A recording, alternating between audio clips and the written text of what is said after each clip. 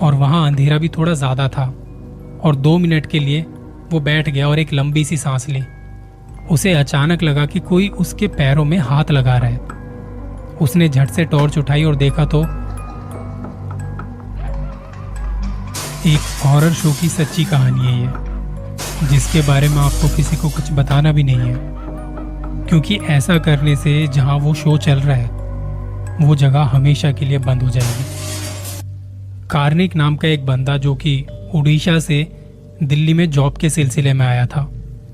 उसने ग्रेजुएशन की हुई थी और नौकरी मिल नहीं रही थी। काफी हाथ पैर मारने के बाद उसे एक जगह से फोन आया। उसने कई जगह अप्लाई किया हुआ था, अलग अलग साइट्स पर अपना रिज्यूमे अपलोड किया हुआ था।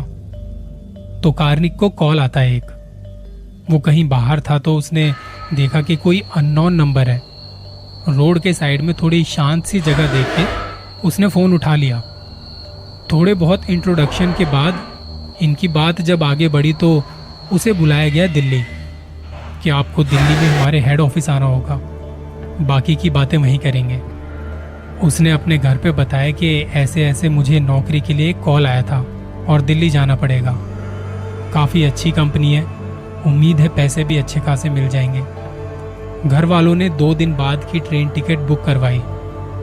थोड़ा बहुत समय घर वालों के साथ बिता के 2 दिन बाद वो निकल पड़ा दिल्ली के लिए।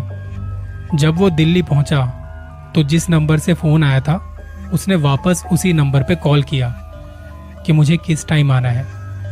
दोपहर के वक्त उसे बुलाया गया और 2-3 राउंड के बाद उसे ऑफर लेटर भी दे दिया गया। ये बात उसने घर फ़ोन करके बताई कि ऐसे ऐसे मुझे ऑफर लेटर मिल गया है और कल से ज्वाइन करना है यहाँ पे। घर वालों ने कहा कि तो वहाँ कोई पीजी वगैरह देख ले, मिल जाएगा, पैसे हम भेज देंगे तुझे। कार्निक खुश था क्योंकि काफ़ी जगह अप्लाई करने के बाद अब जाके नौकरी मिली है, तो अब उसे पीजी देखना था। कंपनी में बात की कि अगर कोई ऐसा है जो पीजी में रहता है तो मुझे मिलवा दीजिए एक बार उनसे आप। तो उसी कंपनी में एक सात्विक नाम का लड़का जो पास में ही एक पीजी में रहा करता था, उसने कहा कि मेरे साथ रह लेना, बाकी का हिसाब किताब हम बाद में देख लेंगे।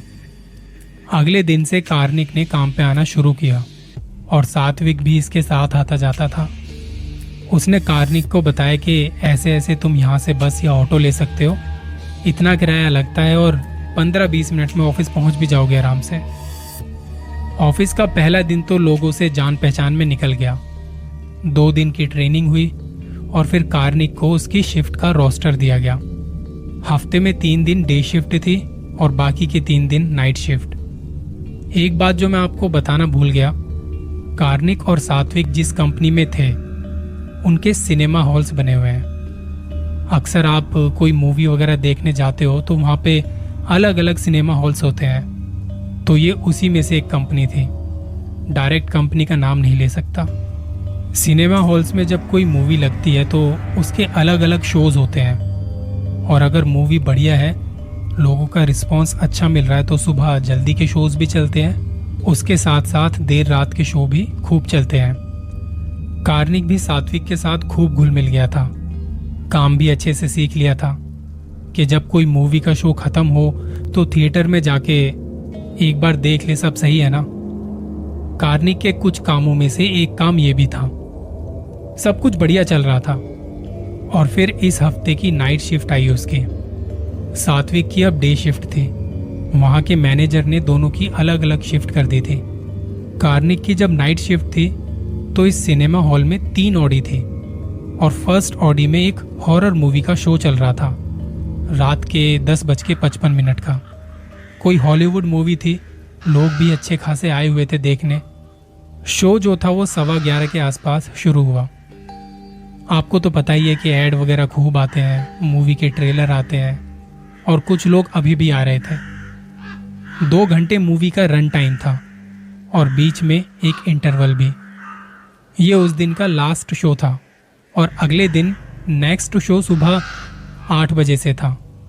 कार्निक बीच बीच में अंदर आके देख रहा था, लोगों से पूछ रहा था कि किसी को कुछ ऑर्डर करना है, कुछ खाने को ऑर्डर करना है तो कर सकते हो। कार्निक के साथ नाइट शिफ्ट में और भी स्टाफ था, सबके अलग अलग काम बटे हुए थे। इंटरवल के बाद कार्निक थोड़ी देर के लिए अंदर एक खाली सीट पर आके बैठ गया। उसे हॉरर मूवी कुछ खास पसंद नहीं थी, डर लगता था, और रात के वक्त तो अच्छे अच्छे डर जाएं।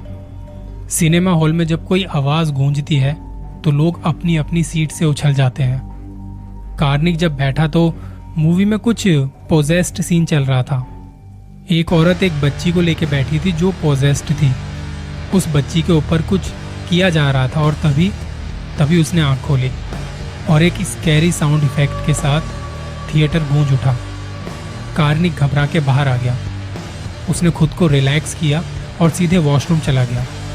खुद को शीशे में देख रहा था। उसने अपना मुंह धोया और खुद को जगाए रखा कि अभी 2 घंटे और रुकना है यहाँ पे। इंटरवल और मूवी का रन टाइम मिला के 1:30 बजे के आसपास मूवी खत्म हुई। लोग अपनी अपनी सीट से उठकर निकल रहे थे बाहर। 10-15 मिनट में थिएटर खाली हो गया। ये आखिरी शो था उस दिन, तो स्टाफ वाले सब समेटने में लग गए। कोई काउंटर से हिसाब किताब चेक कर रहा था, कोई स्टॉक देख रहा था कि कितना बिका कितना बचा, कोई वॉशरूम साफ करने में लग गया क्योंकि अगले दिन सुबह जल्दी शो था और ये उनकी ड्यूटी का एक हिस्सा था कि करके जाना पड़ता है। कार्निक को कहा गया कि थिएटर में जाके देख के आए कि एक बार सब सही है ना। उसने टॉर्च ली और चला गया देखने। थिएटर में कोई ऐड चल रहा था उस वक्त और हल्की हल्की रोशनी हो रही थी। 1 मिनट के बाद ऐड वगैरह भी बंद हो गए और स्क्रीन एकदम ब्लैक हो गई। इस वजह से अंधेरे के साथ साथ सन्नाटा भी पसर गया। अब कार्निक वहां अकेले सबसे आगे वाली सीटों को देख रहा है। वो देख रहा था कि किसी का कुछ रह तो नहीं गया, लोगों ने कितनी गंदगी फैलाई है वगैरह वगैरह। जब थिएटर में कोई मूवी चलती है तो उसकी आवाज काफी तेज होती है, पर जब वो खाली होता है तो उतना ही सन्नाटा हो जाता है। वहां लोगों ने पॉपकॉर्न के बकेट, कोल्ड ड्रिंक के ग्लासेस, पानी की बोतल फेंकी हुई थी। कार्निक बाहर गया और बाहर जाके एक बड़ा सा बैग लेके आया सामान समेटने के लिए। वो काला सा जो पॉली बैग होता है ना, वो वाला। ये वाली ऑडी बाकी ऑडियो से बड़ी थी। तकरीबन 140 से 150 सीट होंगी इसमें। जैसे जैसे वो चीजों को उठा रहा था और पीछे जा रहा था तो गंदगी बढ़ती जा रही थी। उसे बस ये था कि जल्दी से काम खत्म हो तो मैं निकलूं। 1:15 के आसपास टाइम हो रहा था और आज का ये काम उसे अकेले करना पड़ रहा था, वरना तो 2 लोग होते ही थे साथ में। आगे 2 सेक्शन खत्म करके वो प्रीमियम वाले सेक्शन पहुंचा पीछे की साइड। बारी बारी से सामान उठाते हुए ऊपर की तरफ जा रहा था वो, और वहां अंधेरा भी थोड़ा ज्यादा था। और 2 मिनट के लिए वो बैठ गया और एक लंबी सी सांस ली। उसे अचानक लगा कि कोई उसके पैरों में हाथ लगा रहा है। उसने झट से टॉर्च उठाई और देखा तो वहां कोल्ड ड्रिंक के ग्लासेस पड़े थे जो उसके पैरों पे लग रहे थे। उसने वापस से बचा कुचा सामान समेटना शुरू किया। ऊपर की 2 लाइन बाकी थी, सबसे पीछे वाली लाइन, उसी के ऊपर प्रोजेक्टर रूम था। वहां की लाइट भी बंद हो चुकी थी। अब सामने स्क्रीन बिल्कुल ब्लैक है, थिएटर में अंधेरा और एक आवाज किसी बच्चे की। वो आवाज बहुत धीमी थी, बहुत धीमी। कार्निक को लगा कि जो मूवी अभी चल रही थी और जो सीन उसने देखा था उसकी आवाज अभी तक उसके कानों में गूंज रही है। वो अपना सामान ऑलमोस्ट समेट चुका था। सबसे ऊपर के सेक्शन में रिक्लाइनर सीट्स थी जो बेड बन जाती हैं, आपको पता होगा, आराम से लेट के देखो। हाँ, उसका प्राइस थोड़ा ज़्यादा होता है पर उसके अपने ही मज़े हैं।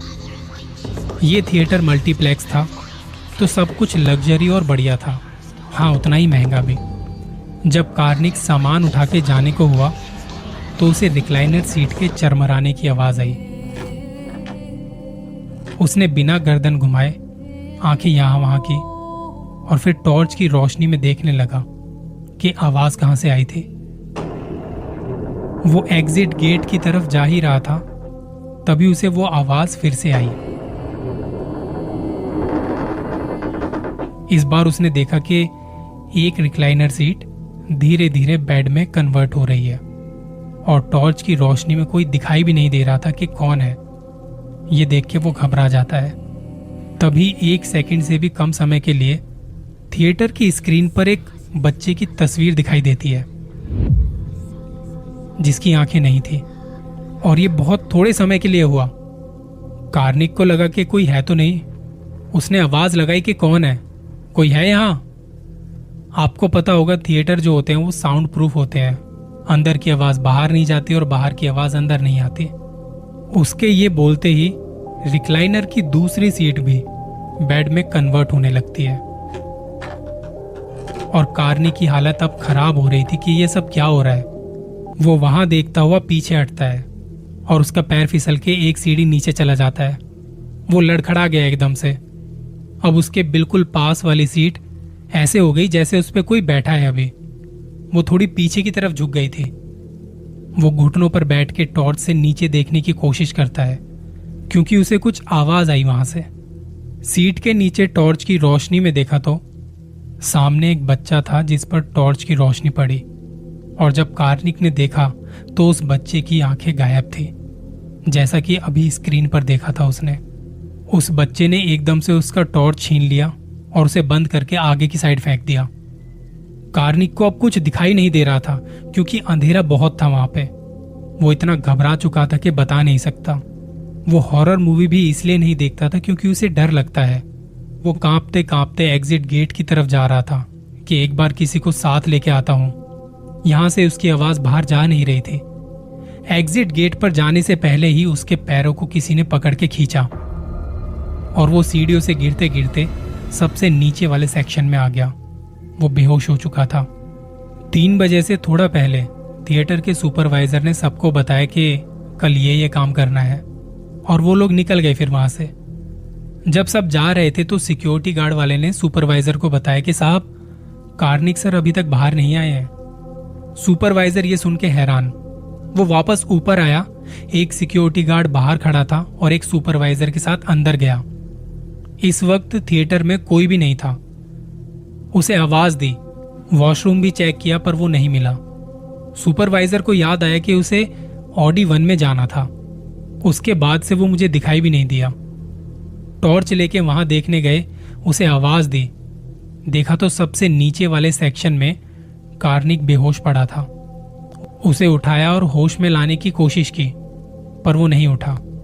सुपरवाइजर ने हॉस्पिटल फोन किया, एम्बुलेंस बुलाई और जल्दी से उसे एक पास के हॉस्पिटल में लेके गए। तकरीबन 2 घंटे बाद सुबह के 5 बजे के आसपास उसे होश आया। उसका दोस्त सात्विक भी अब तक हॉस्पिटल पहुंच चुका था। सुपरवाइजर भी वहीं था।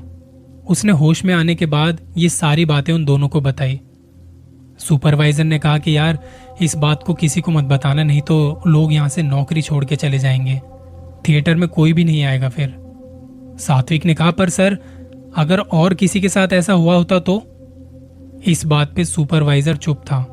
सामने से उन दोनों ने भी फिर कुछ नहीं कहा। इस हादसे के बारे में किसी को पता नहीं था। उन दोनों सिक्योरिटी गार्ड्स की ड्यूटी अब कहीं और लगा दी गई थी। कार्निक और सात्विक ने भी किसी को कुछ नहीं बताया और वो नौकरी छोड़ दी। किसी और के साथ ऐसा होता देख वो नहीं देख सकते थे, और अब तो उन्हें अपने लिए भी ये नौकरी सेफ नहीं लग रही थी। वो हॉरर शो आज भी कार्निक के मन में बसा हुआ है और शायद हमेशा रहेगा। और जैसा कि मैंने पहले कहा था, मेरी स्टार्टिंग की जो लाइन थी, एक हॉरर शो है, सच्ची कहानी है ये, जिसके बारे में आपको किसी को बताना भी नहीं है, क्योंकि ऐसा करने से जहां वो शो चल रहा है वो जगह हमेशा के लिए बंद हो जाएगी।